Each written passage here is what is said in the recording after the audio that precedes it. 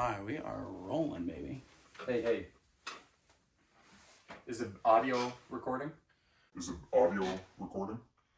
gotta do that. You want anything to drink? You good? I'm good. I got some water. Okay, so we want to save as... Pod 1. This is the inaugural plot goblin, baby. Episode 1 of Plot Goblins. To all those little plot goblins out there. Oh my god, I love And it we're so we're much. 2 plot goblins. We are. I'm just feeling like a little... Like I wish I had a little cauldron right in front of me of just words.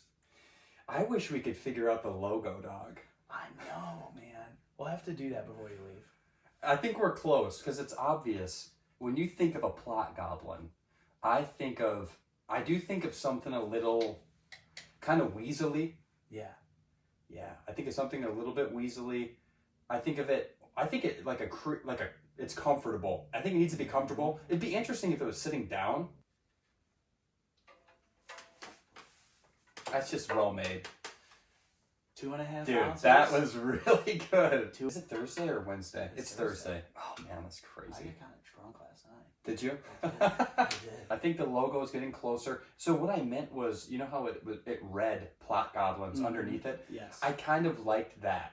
You know what I mean? Yeah, I like how it like has the the words. bold, Yes. bright, and then I'm thinking if you could contrast the green of the goblin with the purpling and the leather, I think that'd make it cool. But Sure. I'm expecting them to get a little bit more creative. Get the goblin sitting, get him lounging. Maybe its feet kind of crossed on an ottoman. You know, like you know how when I came and saw you and Monty the other day on a Sunday, and you're snuggled up reading a book. Yeah. What do you think of when you think of a dirty little plot goblin?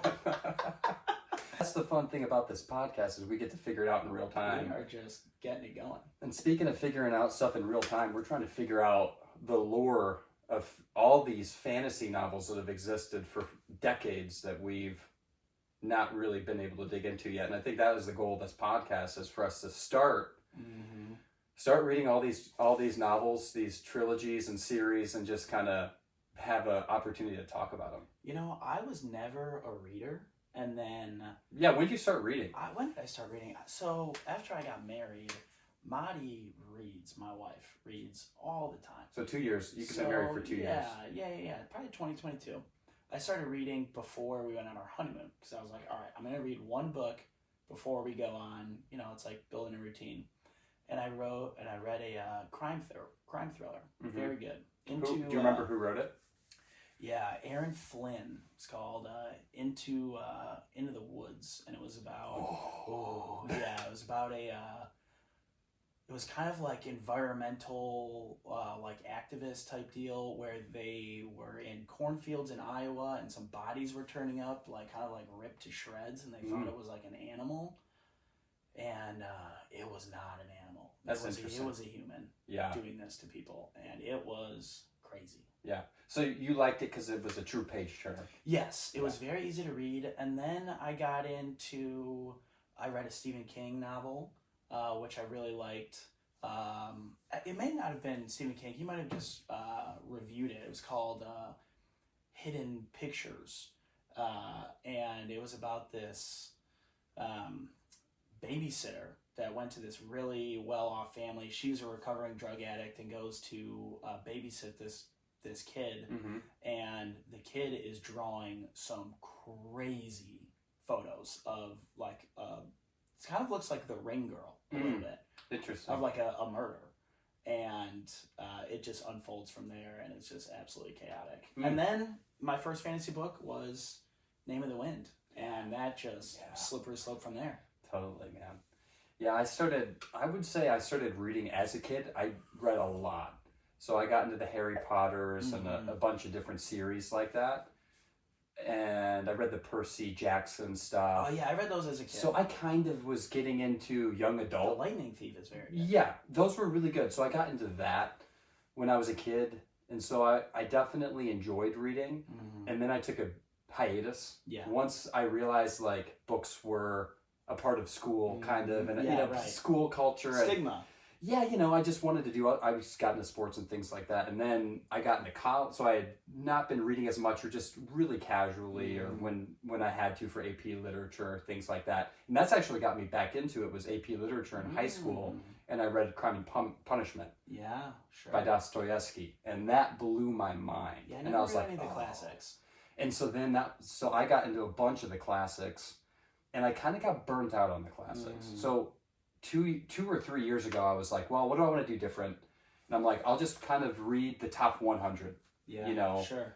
Penguin Publishers, kind of, what did the people say? I think they came out with some top 100, and I got through like 6 of them, and I started to really struggle. Right. Nothing against Pride and Prejudice and stuff like that, but I was just really, it was zapping me of my love for this medium. Sure. And then I stopped, and then maybe I didn't touch a book for 2 years, and then you wanted me to read Name of the Wind. Yeah. And so that fantasy reignited my love of reading. Yeah, for sure. Because it wasn't a chore. I feel like if you read a book and it's a chore, then what's the point? I mean, I read strictly for entertainment, and I get the point of reading the classics because you should read them. And some of them are very good. The prose is very good. The story's amazing. But if I'm not entertained and I'm just reading it because I know that I should, that feels like homework. And I'll be honest, some of the modern sci-fi and fantasy, it all has built off of a lot of the older stuff. Sure. If you've ever, like Brave New World and by Aldous Huxley and The Chrysalids by John Wyndham and stuff like that. If you read those, it's like, oh, that feels like a very pared down version of a lot of modern stuff. Sure, yeah. You know what I mean? So nothing against it, but if you read it backwards and you go back to the things that kind of started, the way that we write about fantasy and sci-fi, it doesn't feel as exciting. Yeah. You know what I mean? Totally It's like we have the iPhone 13 and going back to the first iPhone. It's like, why would I? You try to use the first. It was great then. Yeah. But now it's not. So it's like art had built on art type of thing, and so now all of these books are just really, really good. And of course, it's building off of the foundation that was built by some of these greats. But I'd rather stick to nothing against. Maybe I'll change my mind and I'll go into the classics, and people probably hotly debate. Yeah. I'm sure we're gonna get just flared about this conversation in the comments. Oh, you think? You gotta watch. Sure. People are like, you guys have the wrong attitude here. You're not real readers. I don't want to be a real reader. I want to be entertained. Okay. Yeah, agreed, man. And there's just so much out there and I think I was telling you this the other day. The problem. This happened to me reading Dune. I'll make it really relevant. I just finished Dune. I picked it up a week ago. Tore through it, but it's topical because the 2 movies had come out. The challenge that I had reading Dune is that it had already been so firmly planted in the culture of sci-fi, and it's known. The reputation preceded it as it being the pinnacle of sci-fi, and so I came into it with expectations. And also, as much as I haven't watched the movies because I wanted to read the book first, I saw clips and stuff online. Just it was inescapable. It was out there. It was super popular, right? And so I saw the movie's interpretation of the Sandworms and the movie's interpretation of Paul Atreides, and that was in my mind as I'm reading it. I'm like, oh, that stinks. Like, I wish I could have read this unencumbered by all of this noise around the book. So that's the other reason I like reading modern fantasy or recent works is you can kind of participate in the dialogue around it as it's happening before people are super firmly rooted on how great it is or this and that. Well, I think one of the fun things about a book is being able to do the illustrations in your mind without knowing what other people are viewing it as. How you would... Do you do that when you read? Oh, yeah. I'm always trying to picture what these people look like and what the world looks like. And obviously, a good writer is going to paint the picture pretty well. But, saying somebody has, sunken in cheekbones and blonde hair could mean different things to different people based off of their world that they live in, the people that they know. And, I think people that you do know, you kind of morph those into them a little bit. And so it is very interesting when you have a Dune in a movie, how different do they look versus what you thought they would look like. Isn't that fun though too? Seeing how it's adapted to film and makes it more fun. Because then you were a part of that cycle the evolution of that art. I totally And maybe agree. you had some ideas, and then you can judge the cinema like, well, how close was it to the source material in the way that my mind put it together? Totally. I was kind of, all of my ideas were preconceived a little bit. I sure. sort of knew what was going to go down, and I definitely think that kept me from enjoying the book as much as I would as if I would have gone in because you were almost guessing or like knowing what was going to happen. A little bit, and it definitely, my mind's eye was thwarted a little bit by what I had heard and seen. So, to your point, there was a point where when I stopped reading, it was because my mind's eye stopped picturing it and it became a chore.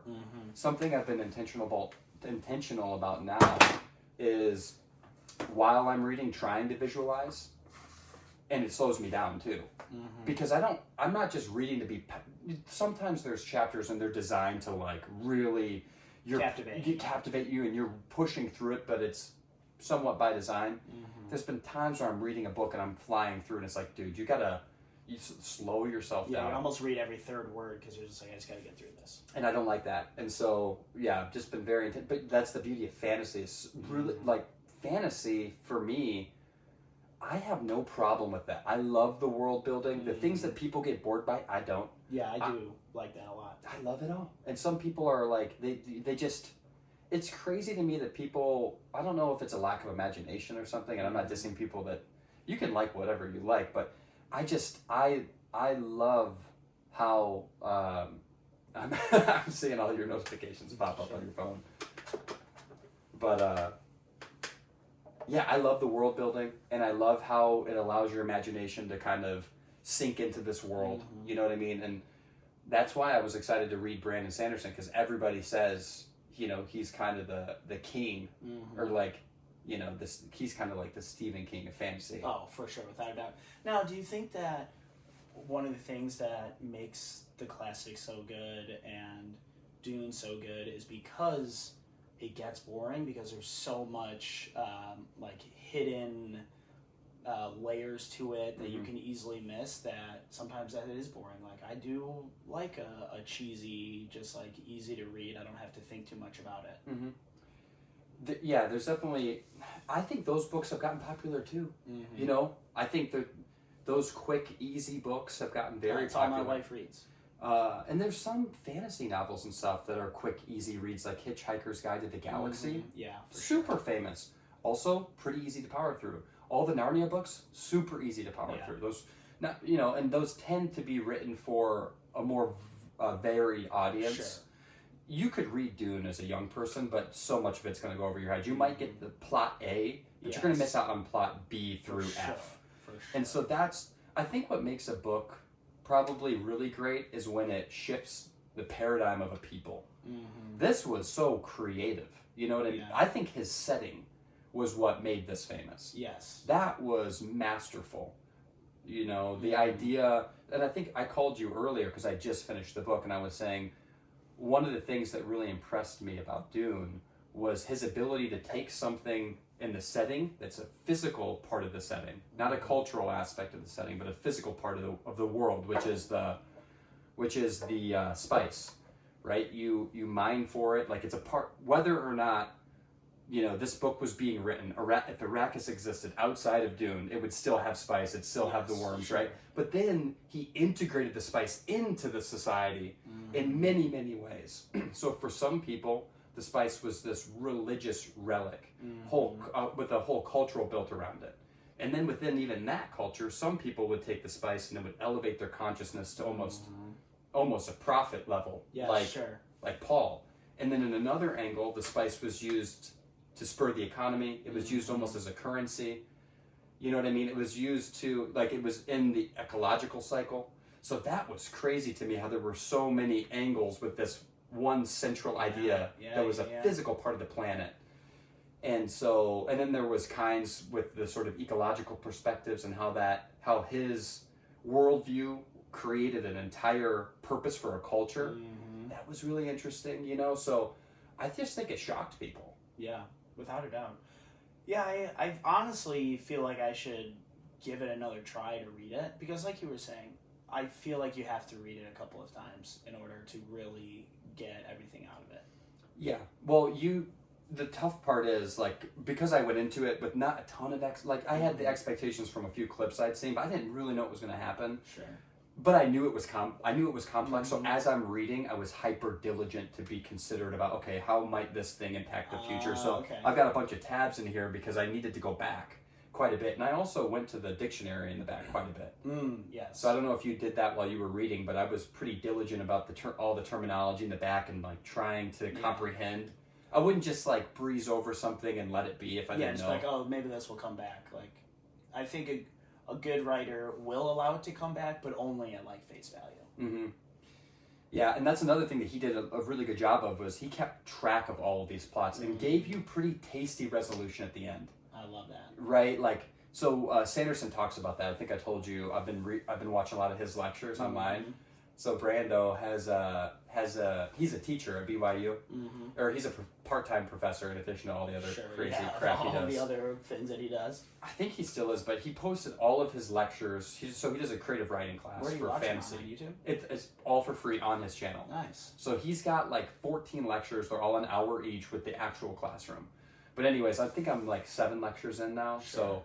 So partly because I'm interested in the psychology of how you would write a book like this and what's your process, and it's his brain basically mapped out, giving you kind of his formula and his laws, his map or whatever. Yeah. Essentially. And but one of the things he talks about very early is the idea of what's the novel promising, and then what is the progress of the novel? How as you're reading, does the reader get a sense of progress towards the promise?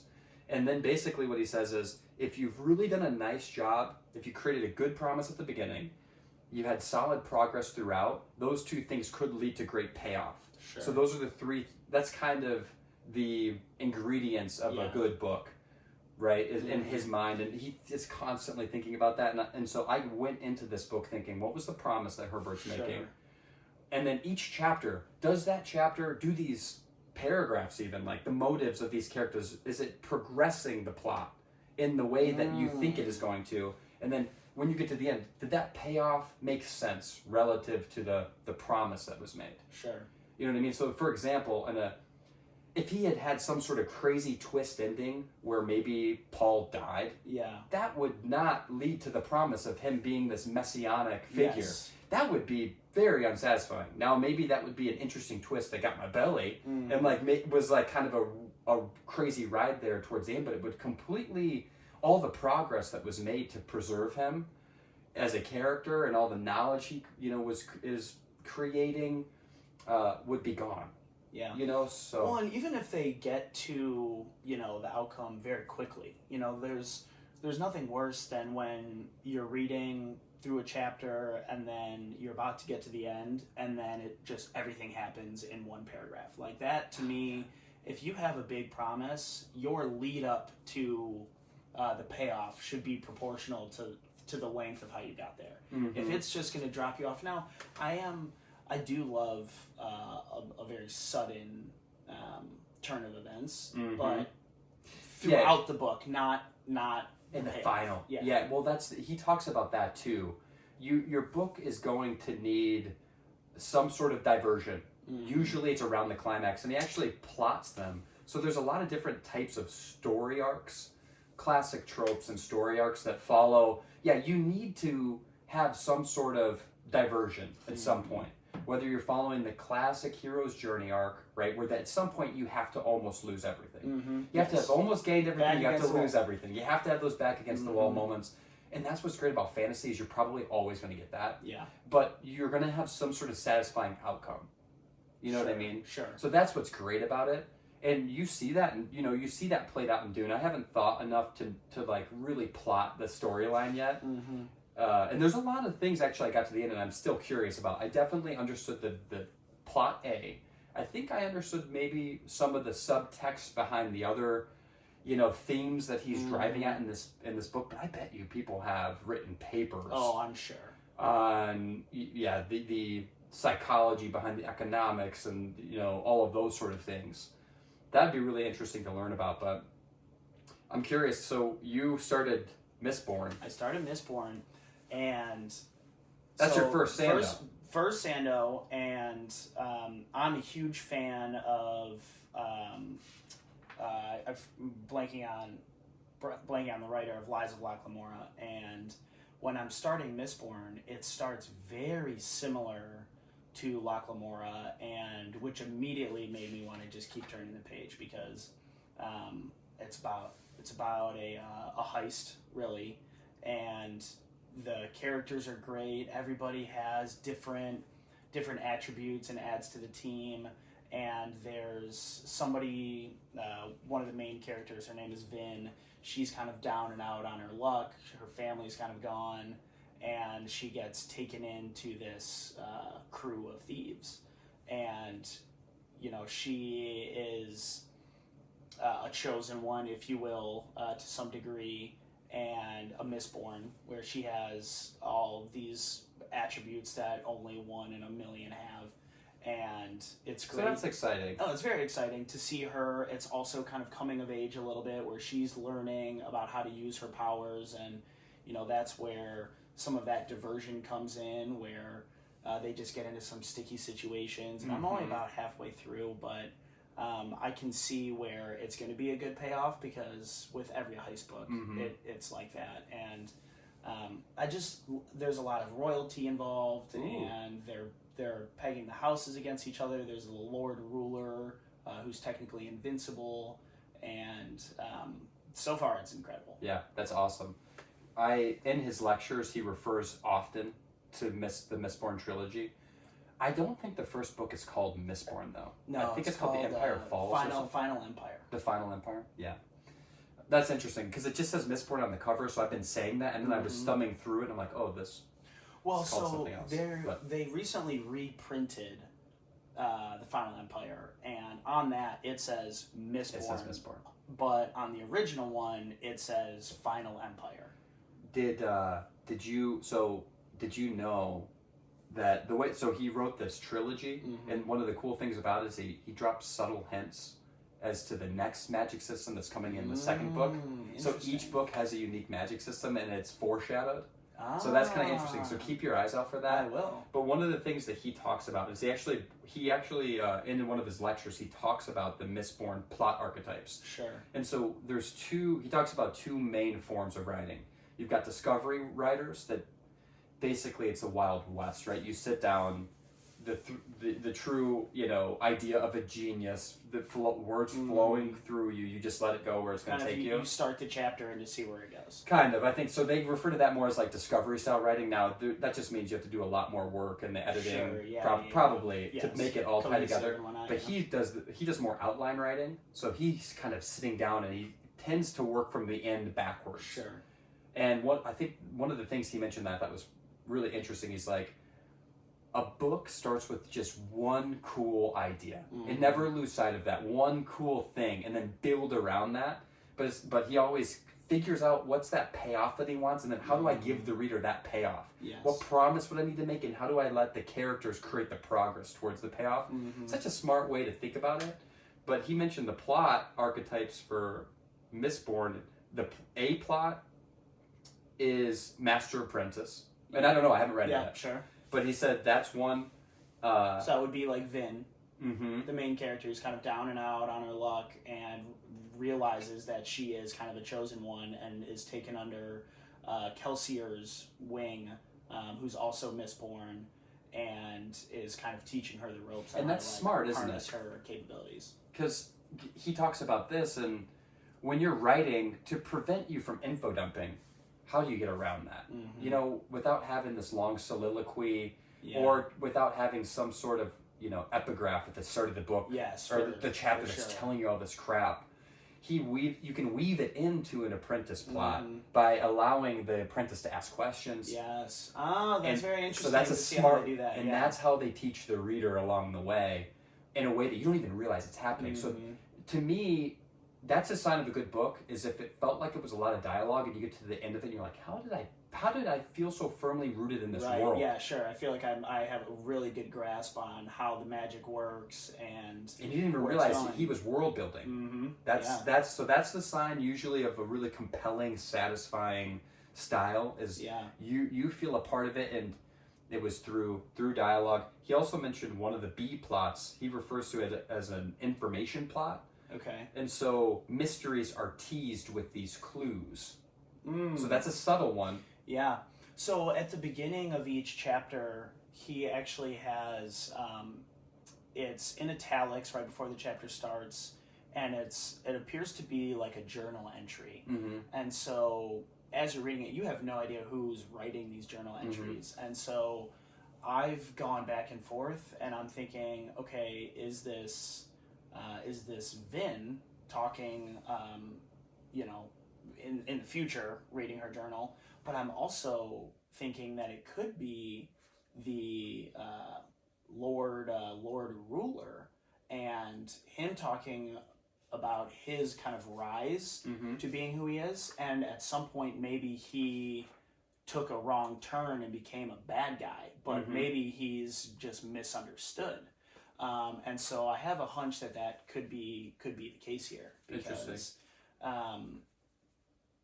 it is, the journal entries read very much like a Messiah, where he's going in and he's talking about these people not really realizing who he is, and some of them are good, some of them are bad. So that's a very interesting part of the book that is totally not even related to the plot at all. Not yet. Not yet. That's cool. So then you have to keep track. You have to sort of in your mind bookmark these certain things that happen.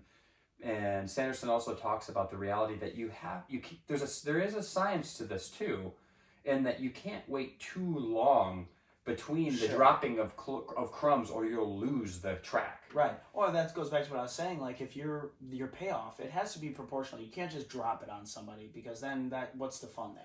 It feels rushed. It feels that's not satisfying. You can do that, but I think that's when you feel sort of unsatisfied. And we've all been there. Yes. And honestly, that's kind of how I felt about The Witcher. Yeah. And I know that, you look at, I liked The Witcher, actually. In fact, that was the first fantasy series I've read all the way through.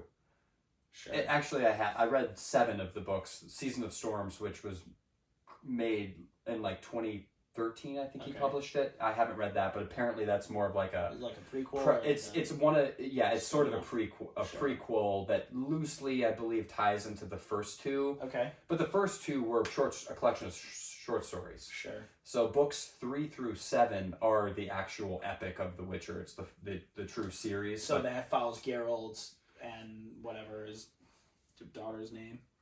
Yeah. Well, yeah. Yeah. But basically, yeah. So it follows Geralt and his journey and stuff like that. But the point that I was going to make, though, is I felt like at the end of this epic series, I have invested a lot of time. I'm into this. Not that it was a challenge. It wasn't a super challenging read, but I just thought it was interesting. Like, I got to the end of it and I didn't love the payoff. After 7 books of progress, and the challenge I kind of had with what made it great, or what made it fun to read, is that there was this series of like intense explosions basically that would happen throughout the novel, where there'd be these epic fighting scenes. I think Sapkowski captured like the fighting scenes really in an awesome way. I think he did a good job world building through dialogue. So some of the classic things that you need to feel enamored with this world without feeling like there was info dumping, he did a good job of that. Okay. But as it applied to the key theme, you get to the end of it, and I felt like it was sort of dumped on you a little bit, and it was not a super satisfying payoff in my mind. And after thousands of pages, like that just hurts. Some people will probably really disagree with me, and I don't want to say what the... Yeah, of course. I can't say what it was that happened, or else it really throws a wrench in anybody's reading journey. Yeah. But that's what I think he missed a little bit with that, was how he wrapped it up, and I just wonder why. But I digress. Yeah, that's very interesting. So I just finished books 1 and 2 of James Gwynn's Bloodsworn trilogy. Or John Gwynn? John Gwynn, yes. James Gwynn's actually one of my clients. Anywho, John Gwynn. Is it brothers? No. John Gwynn has an E. James Gwynn does not. And so this is the Bloodsworn trilogy. And you love it. I love it. Are they making a movie out of that, dog? So I don't know, but they very well could, and it would be very good. I thought I saw something online of an epic dragon shot. Yeah. I mean, this is totally movie worthy or series worthy because there's not much. There's no really there's definitely magic involved. And so it's okay. So it's Norse, so Vikings, and they are kind of rooted in runes and whatnot, and casting spells. And so it could be relatively, I don't want to say easy to make because there's not a bunch of CGI that you would need. So would you say it's more like soft magic then? I would say, well, define hard and soft magic. So I think hard magic. Brando, in the Mistborn trilogy is hard magic. Yeah, so hard magic would usually mean there's either it's based in some science or it's based in some loose science or physically imbued into objects, like with Name of the Wind, how there's both hard and soft magic in there, where the hard magic is the runes that he's making. So this would be hard magic because it's all runes. Soft magic is you don't actually know how it's happening, like Gandalf, where it's... So then it would be both. So this book is about Vikings and Shadow of the Gods. Maybe a couple hundred years ago, there was a dragon, a wolf, a rat, a bear, a goat, and a couple of other just giant gods that lived against Vigorith is the world's name. And is it kind of like Greek mythology? Like they took the same archetype? Kind of. Yeah. I would say so. And they're just physical animals, and so the gods are both human beings and also giant animals. And so this book, Shadow of the Gods, #1 in the Bloodsworn trilogy, opens up after the fact. Though the gods are all dead, and there's a type of individual called the Tainted, which has the blood of the gods in their blood system, they're descendants of the gods, and they're actually all slaves. People do not want anything to do with the gods. They're keeping them from uprising again? Not necessarily that. The gods just totally screwed the world up by when they were all fighting before they all died, just destroyed the world. And so everyone is just oh, the gods, they just screwed our world up. So if you have the blood of the gods in you, we don't want anything to do with you, you're slaves now. And so this book follows 3 or 4 main characters, and the book opens up with some kids go missing, and there's there's one band of Vikings called the Battle Grim, and I won't talk too much about their characteristics. And then there's the Bloodsworn, and then there's this woman Orca whose son gets kidnapped very early on in the book, and it's all about their journeys the Battle Grim are going to seek fortune, so they're going on their journey trying to get rich. Orca's trying to find her kidnapped son, and the Bloodsworn are kind of hired mercenaries that just go and do whatever they get hired to do. And so at the end of the book, they all get intertwined in this one story. And then the second book opens up immediately where book 1 ends. And what I like so much about the book is the character development is very good.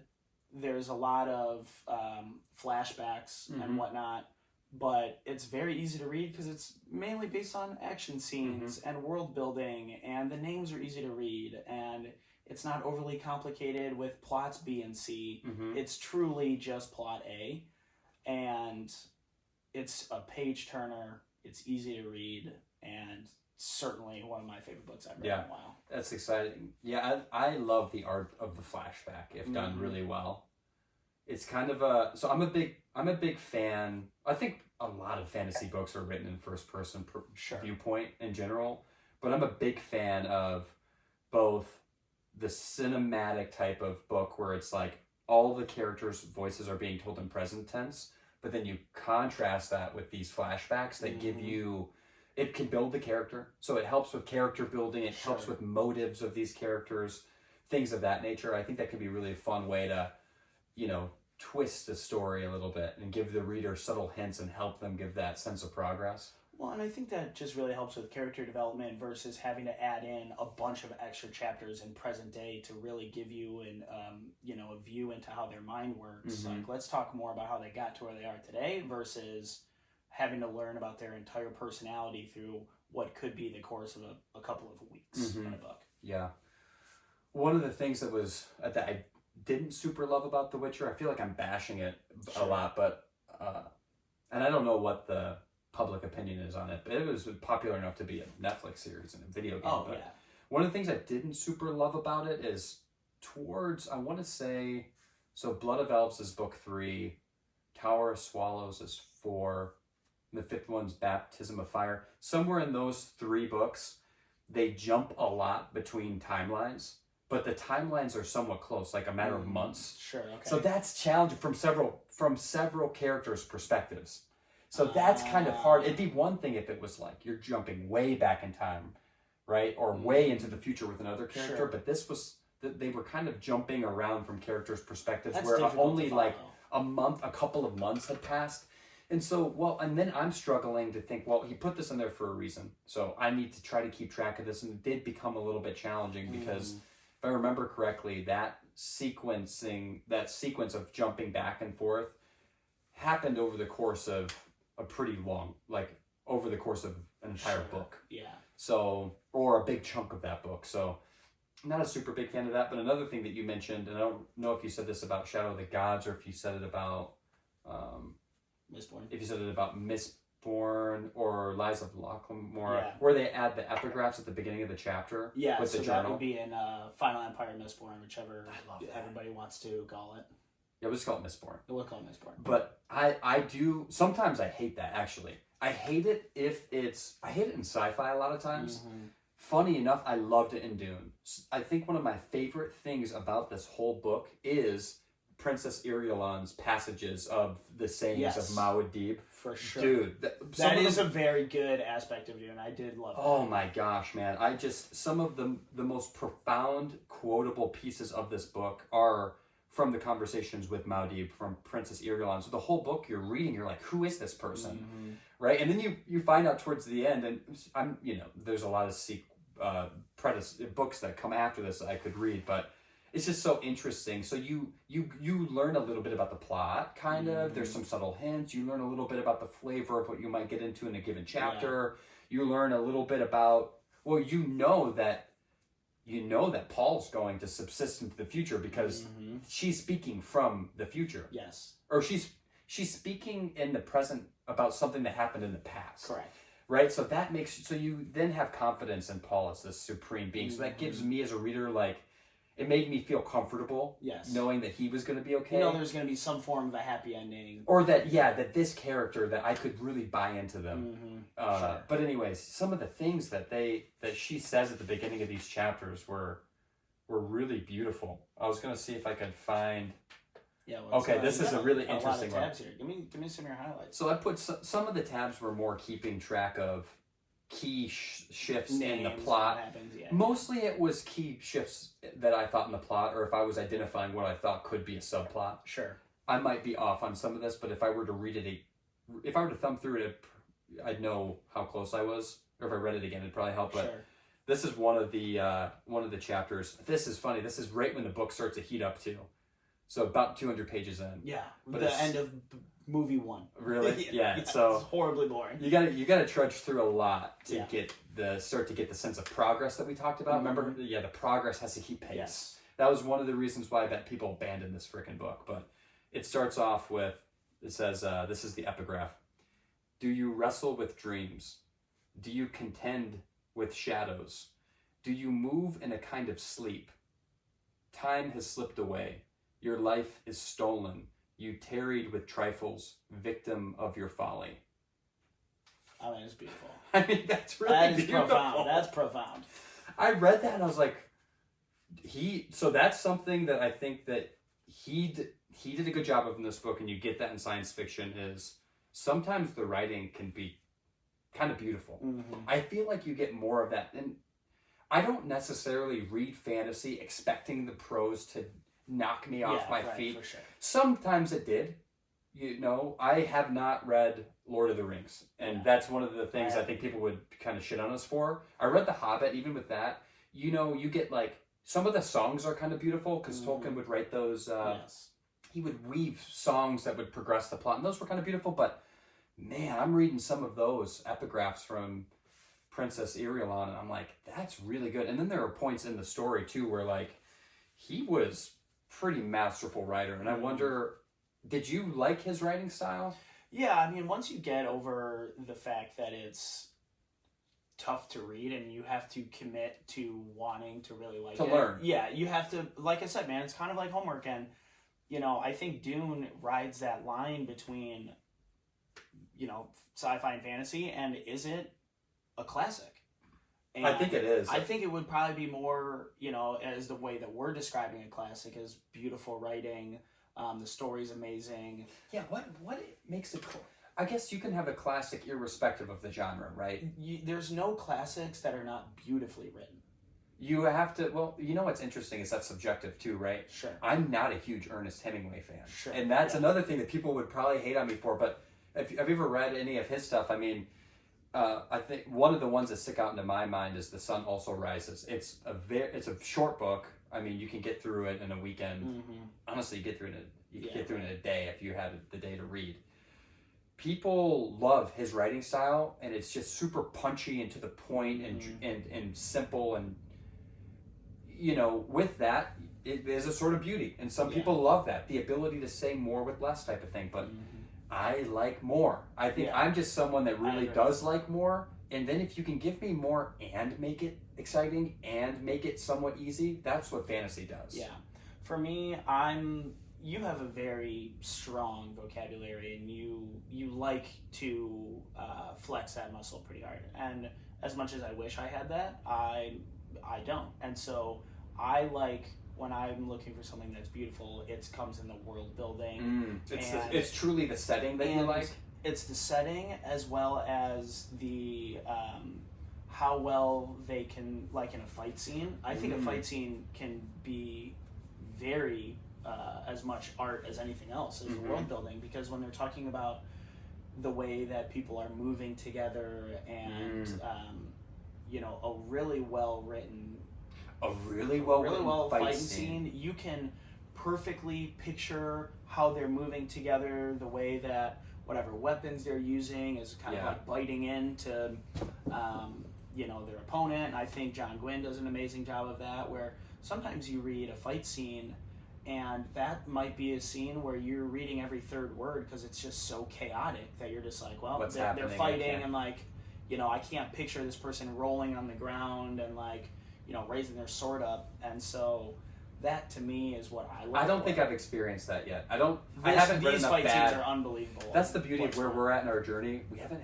read anything that was like awful yet. Yeah, right. But that's also because we're not reading something that was written this year. We're Right. kind of going back through reading a lot of these grades. I think we should probably mix it up, read some of both, so we can respect what is modern fantasy, and what is good or what is bad. Because I mean, I go back in The Witcher. That was all pretty good. Yeah. The fighting scenes were awesome.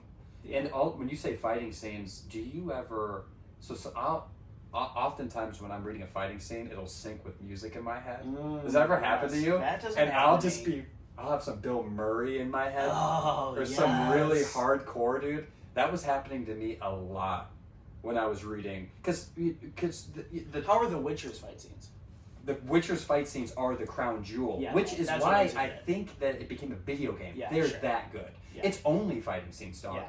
It's basically, that is, except for Blood of Elves, maybe, until the end, you know, because there was politics woven in here, too. Sure. You know, so I will say, I think it was good. I don't know why people hate on it. I know I had some critiques. I didn't really talk about what I liked. I liked the fighting scenes, probably the most. And I also think he had, promises aren't just in what's going to happen with that the plot's going to evolve. There's also tone promises. Sure. So your tone as an author, the way that you have to be somewhat congruous throughout your series. Even when you think about a 7-book series, it could be challenging to keep your tone and how you've created this world too. he did an awesome job with that. And so when I sunk into The Witcher's world, man, it was, and I knew nothing about The Witcher. I never watched the Netflix. I never played the game. I hadn't even seen I hadn't seen it wink.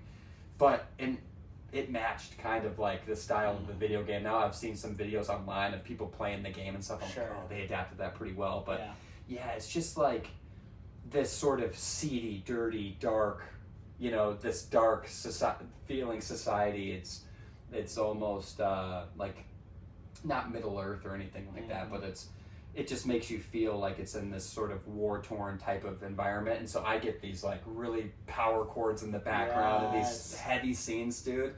And it's good. If you know, I like it for that reason. Sure. And honestly, I like the first two collection of short stories even better than I think I liked where he ended up taking the series. Yeah. Because it was literally just that. It was The Witcher and this new monster. Well, and over that's and what over again. The series is really, I would say, the first season of the show is really just, you could watch episode 4 and then episode 6 and then episode 1 and they would all be as good. I'm 3 episodes into the first season now. It is wildly incongruous with the source material. Sure, okay. Way off.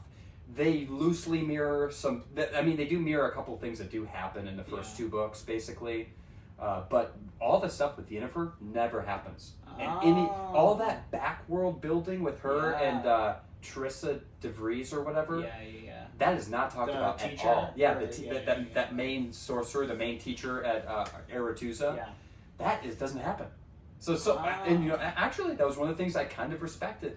Now, I know Henry Cavill left the series. He plays the Witcher because he was disgruntled and frustrated. What a good-looking dude, by the way. Oh, dude. He, also, like, I can't when he's in something, I just can't imagine somebody else filling that guy's shoes. He is Superman. You don't take Superman out of anything. And he should be James Bond, but I guess that guy can do no evil, man. I like him a lot, so I have no idea of the controversy. All I know is that I guess he didn't like that they were getting too far from the source material, and I guess he was a huge fan of the game. I can respect that as an actor. I can respect it too, but I will say I'm sitting there and I'm watching what's happening. I'm like, is that Yennefer as a child? Like, what's going on? And all these rituals and the teaching that she's getting from Trissa, the main sorcerer, the teacher. I'm like, this never happened, but I liked it. Sure. And I liked how you start to learn about what's the guy's name? Stigfried. He's he's her lover, basically. But I'm only a couple episodes into the first season, but she meets him through the portal of Tor Lara. Yeah. And they actually, I hope I didn't spoil anything for you. No. Okay. I watched 3 episodes of season 2 and I turned it off. You're gonna turn it off. You're done with it, huh? I don't care about this. No, that's fine. But I'm somebody too, though, dude, and this is a problem of mine. When I've started it, I don't care how trashy or bad it gets. I also love The Flash. You also love Flash. What a horrible show. It was so bad, but don't you also like that? I'm the same thing with a book where if I'm not into it, I can jettison a book series faster than I can because I don't know, something about watching something I can find myself continuing to relate to more than I can with a book I don't like. Yeah. Is that weird? See, for me, it's harder. Like, a book is, the books I read are going to take me 25 hours to read. Whatever, however long it takes me to read. But a show, if it's an hour, like, I need to be committed. So, like, if I'm not committed, I'm not going to dedicate my time to just sit through, because I'm going to sit on my phone, or I'm going to do nothing, I'm not going to pay attention. Like, when I'm reading, I can't be on anything other than reading the book. So, like, if I'm not liking it, I'm going to go to something else. I'd rather rewatch a movie that I've seen 1,000 times than watch a show that I'm not into. Yeah. So back to the fight scenes about the hard magic and soft magic. What I'm having a hard time with Mistborn right now is that it's all hard magic, where I'm at in the book so far. So you're having a lot to learn. Yes, there's a lot to learn, and so the way that it's based, the way that the hard magic works is these Mistborn. Don't say too much though, because I don't want to feel like I'm. No. So you learn this early on where you burn metal internally. There's 10 different metals that you can burn. So it's very confusing where they might in a fight in one sentence you might hear them, Vin might burn 3 different metals inside of her body, all that are doing different things, and it's very tough to follow. Really? That's very tough I think to that's follow. people who are critics of Sanderson, I think that oftentimes that's kind of what they're citing. Is the hard magic. He's just pretty technical, I've been told, about his magic systems, and he nerds out over it. Yes. Some people love that. Some people, it depends on what you're trying to get out of a series. I think I could like a book that really drums up the magic system a lot if I like the plot.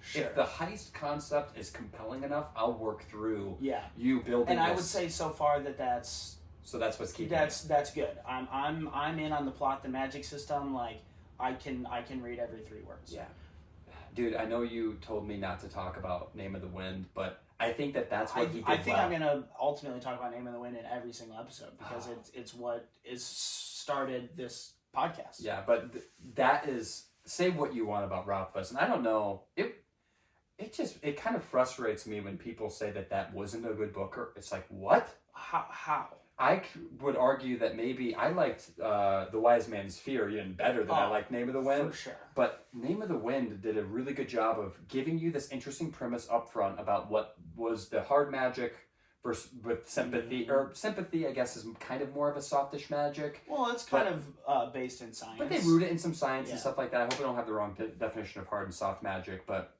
he does kind of explain it a little bit. But he does such a nice job, dude, of...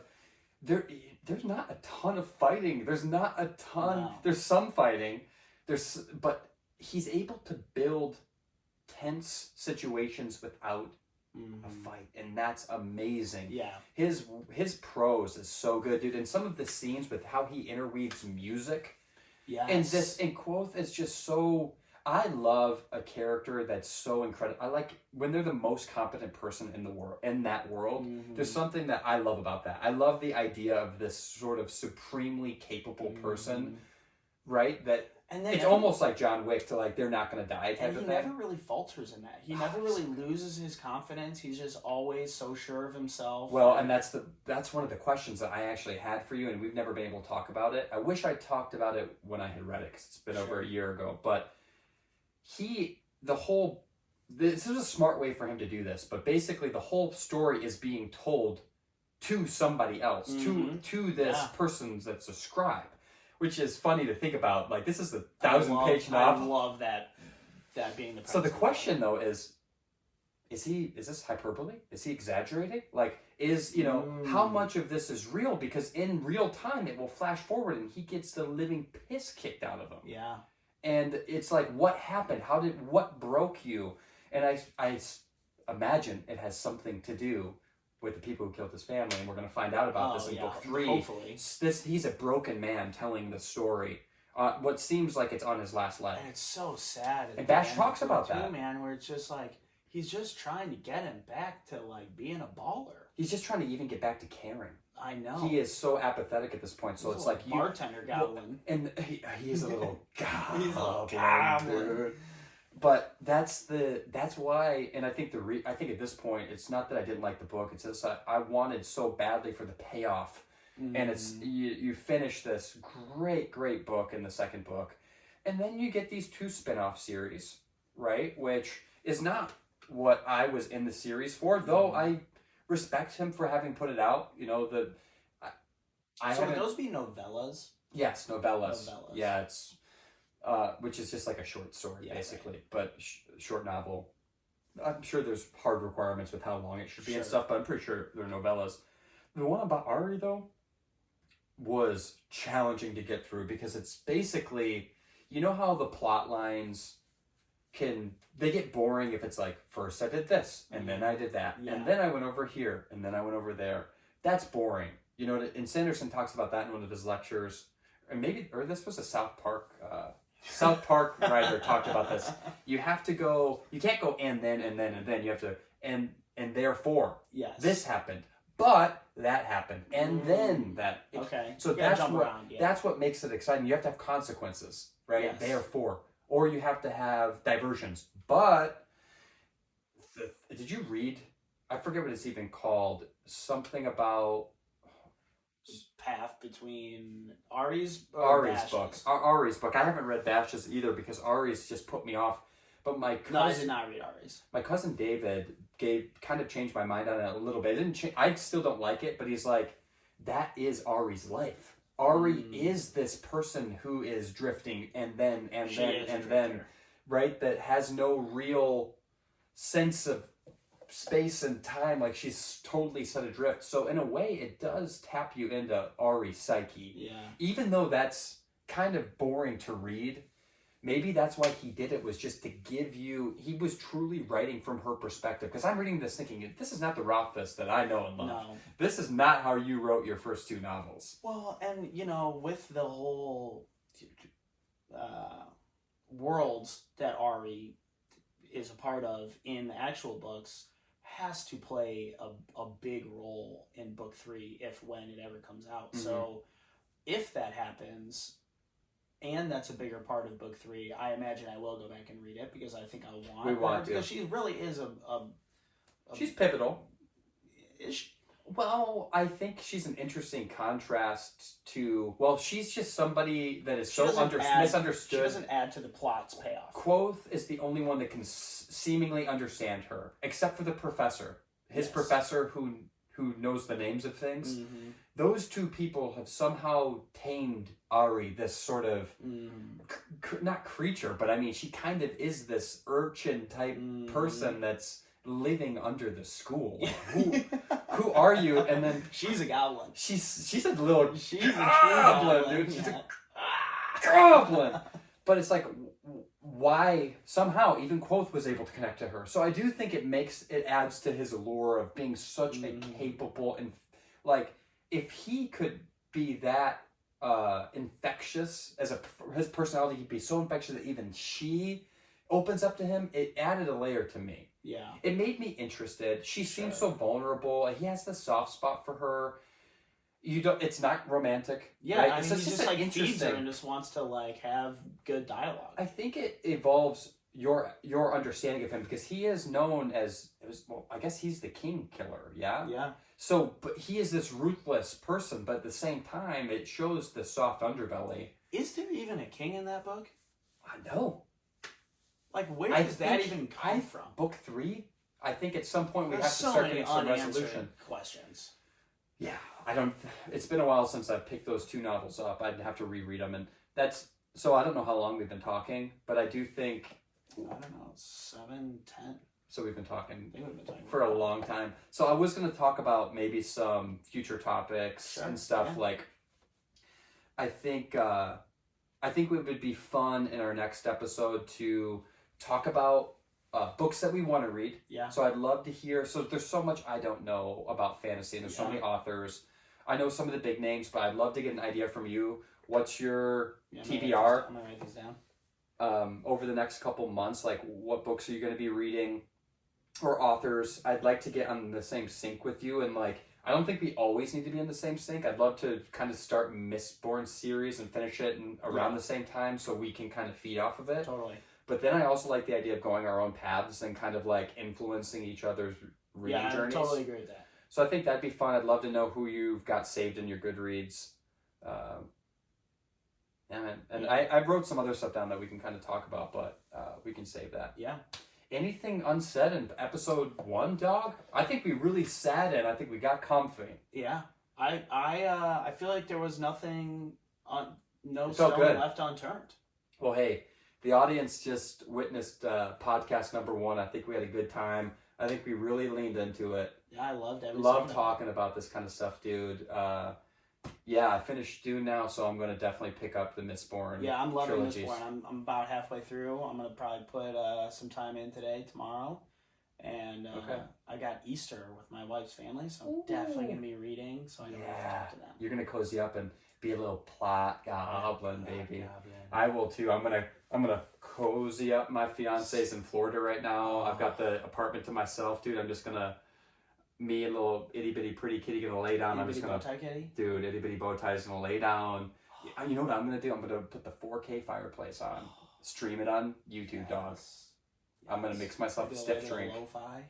Maybe. I'm not a big fan of actually listening to music while I read.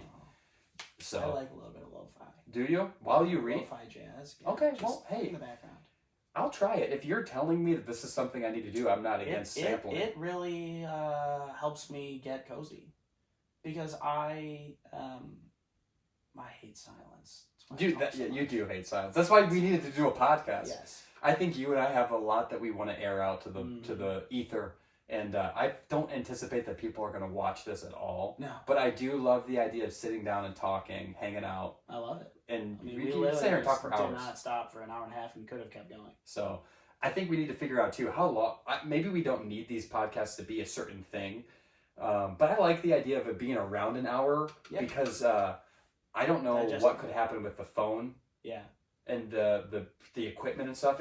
And yeah, more importantly, it's digestible. But also, who cares? Yeah.